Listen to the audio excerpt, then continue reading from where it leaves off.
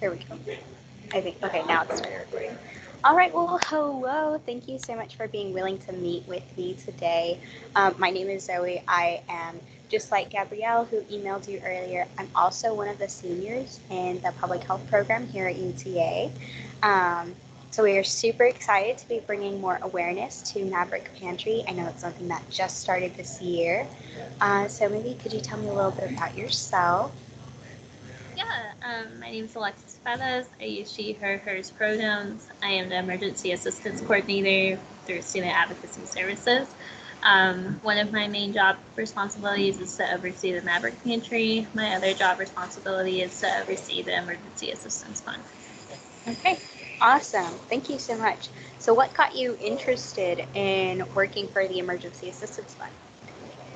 Yeah, so I think my position, so being an emergency assistance coordinator, it gave me the opportunity to work with both of these programs. Obviously, the pantry is exciting because it's up and running or up and coming. Getting to be a part of something from the ground up was super exciting for me. Also, battling food insecurity on campus. I definitely look at it as a public health issue, so really aligning my passion for serving people, serving the public health field, and making sure that people are the most successful version of themselves. Along with the emergency assistance fund, that goes into financial insecurity. So um, it can be hard sometimes. Mm-hmm. Just with documentation of people's often like traumatic experiences, but it is rewarding at the same time, and that at least it's a little bit of a boost. It's $500 that can help get them through and get them. Mainly, it's retention. So making sure that like the car wreck isn't the setback that has them drop out of school. So Yeah, yeah. that's awesome. I really appreciate that. Um, so you mentioned that there's several different resources that come through emergency assistance. For our project, we are focusing on food insecurity. Since you've started working at UTA specifically in this position, but also in general, just from what you've seen amongst students, faculty, and staff as well, what can you tell us about food insecurity here on campus? Yeah, so I can tell you it's very prevalent. I have not served a faculty and staff member yet, or that I know of. It's majority students so far. Um, we are not officially open, but we did have a soft opening, and we've been doing like to-go bags and stuff on referral base and stuff like that. But we have served over 450 students so far this semester, and Congratulations. thank you so much. And I can tell you that it the food insecurity is linked with financial insecurity in that especially it's also reflected in my AAF. So if someone applies for AAF and cites that they're having struggles with groceries, I just like come to the Maverick Pantry and you know get you some food.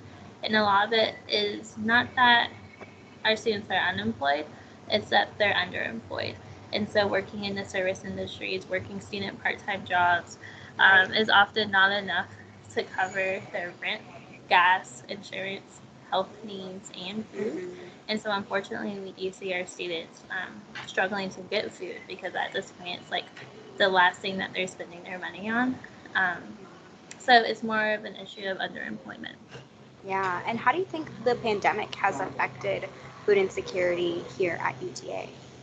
Yeah, so I think, well, before the Maverick Pantry, we have relied heavily and partnered with the Tri-C. So the Tri-C also has a food pantry. It is still functioning and operating, which we're very thankful for because it's just another resource that students can choose to utilize. Um, and we saw tremendous strain, you know, with food pantries all across the county. Tarrant Area County Food Bank, Mission Arlington, also across the street. And I think with the pandemic, it's just that people's safety nets. So the students that were able to rely on their parents before, their parents have also, or guardians, or just whoever their support network is, has also experienced strain. And so they're not getting that additional help. They're not Right. getting the additional money. In fact, they're probably expected to help their parents out, to help their families out, and pick up more hours at work because it's an all hands on deck situation. So I just think that due to the pandemic, it's just everyone's safety nets are very thin. And um, unfortunately, again, we do see it in food because it's the last thing that people are able to spend their money on. And so, Right. just broadly, I would say that's it. Yeah. That's awesome. So, you mentioned that you're coming to us live from your office here with in emergency assistance at the pantry. Where exactly are you located? Yeah, we are in College Park Center, in the shops of College Park Center. So we're right behind Pi 5, and then right behind Pi 5, and right next to Wells Fargo. Okay. So we are facing the lofts, so we're not street facing, which kind of creates a little bit more of a walk. But we're here, and that's where we're at. So right behind Pi 5. Awesome. I love that you are so easily accessible right here on campus. That is really awesome. If a student is kind of suffering through some food insecurity, um, I kind of have two questions along with this one. One is, at what point do you think they should reach out for help? Because I know that's something that a lot of people might struggle with, kind of this feeling of feeling shameful or feeling inadequate, for not being able to provide food for themselves. And what would you have to say to that? Yeah, I mean, I think that first off, I would just say there's no shame in it, and that lots of people are experiencing this, especially at ETA, and that you're putting forth your best efforts, and there's no shame in that. And so, as soon as you get your schedule and you see that you maybe weren't scheduled as much as you thought you would be, or as soon as you have that unexpected health income that come and get yourself some food. That way you don't have to worry about what you're going to eat the next day. And just come before you Yeah. run out of food. Does that make sense? Like as soon Mm-hmm. as you get your schedule and you're like, oh man, I was really expecting like 2 more shifts. Like that's going to Yeah. put me on the strain. Like just come um, to the food pantry, to the Maverick pantry, because it's better when you have time versus when you're frantic. Absolutely. Because Mm-hmm. since I'm a staff member, I'm only on campus Monday through Friday, 8 to 5, and so it would be really unfortunate Right. if you were to run out Absolutely. Friday night and then knowing that it's here, but you missed out on Saturday. So just giving yourself that time and knowing that there's no shame in it and that you're doing your best, and we're here to help you. Yeah. Thank you so much. I really appreciated that support and encouragement that you have in your statement. And I guess my next question is, someone does find themselves in need, and what do they do? How is there a process, an application even? What do they have to do to go ahead and get some help? Yeah, so right now, since we are new, our processes are new, we're still trying to establish what's going to kind of be our long term. But right now, it looks like literally emailing me at EAF at eta.edu and just saying, hey, I need food. And then as long as you have your MAV ID when you come through the door, you're good. So, Awesome. That's mhm. awesome. I love that that is a short process and it Yeah. is as simple as that. That's really great. So when we come through the door, what can we expect from you all? Yeah, so you can expect that something will be happening construction wise. So, like right now, we have an awesome calligraphy artist doing our Ooh. chalkboards. So, like on top of our shelving and on top of on our main accent wall, we're getting chalkboards. And so, Okay. you can probably expect someone that's working on something Okay. in here. And besides that, I'll hand you a reusable shopping bag and just kind of say, get what you need. Um, and then I am here to answer any questions. So, I had one student come earlier this week, and I noticed that she was limping. And I was like, "Are you okay? Is the bag heavy for you? Can I help you with the bag?" And she said, "Oh no." And she lifted up her pant leg, and she was like, "I actually fell down at work, and Oh I sprained my no. ankle, and I'm having to wear a brace, and um, I don't have the money for crutches, and I don't have the money for a scooter, so Oh. I'm just limping around." And she was a prior emergency assistance fund, so unfortunately that's a one-time thing. So I was like, I already granted you $500 a couple weeks ago, but again, unexpected things happen. So then I was able to connect her with Mission Arlington, and they have a free medical equipment rental Wow. program. And so she was able to get to Mission Arlington right across the street and rent some crutches for free.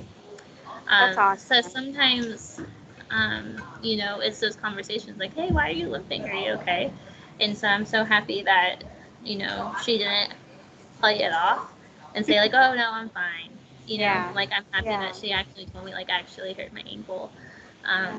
and get her at least a little bit relief.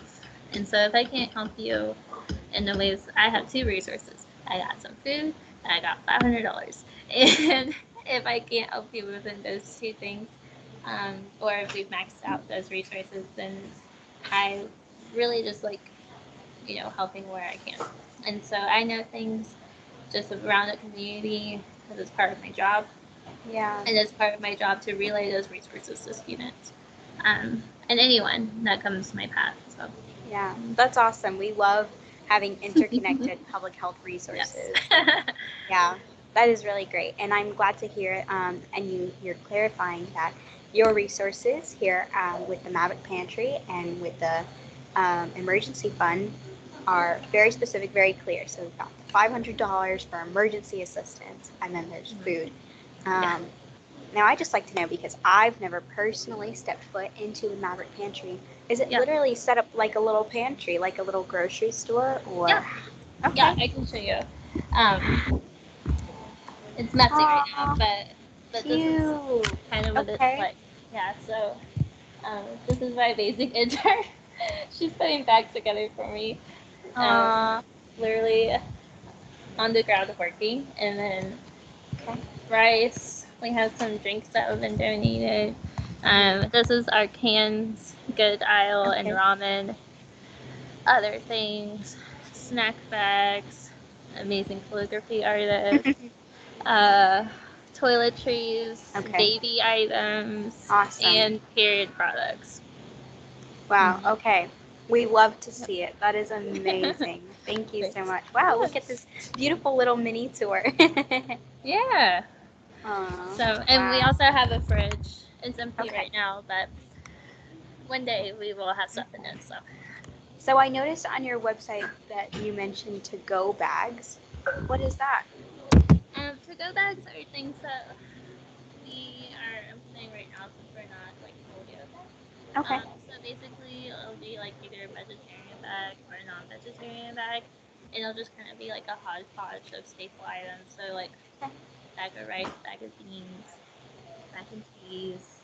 Uh, we have raviolis and stuff if people are okay with meat. And so it's just more of like a hodgepodge staple items, that we just get people for emergency assistance That's or awesome. immediate assistance. Yeah.